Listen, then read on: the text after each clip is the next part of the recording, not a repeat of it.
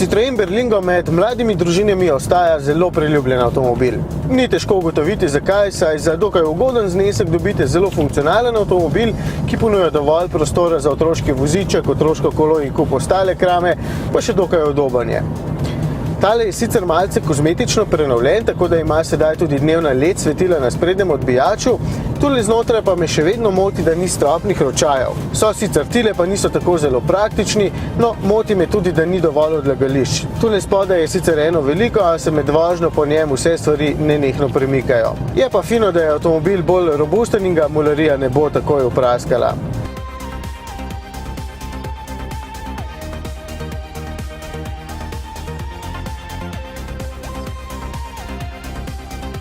Pod pokrovom tokrat prede 1,6 litrski HDI, ki proizvede 68 kW, kar je za ta avtomobil povsem dovolj.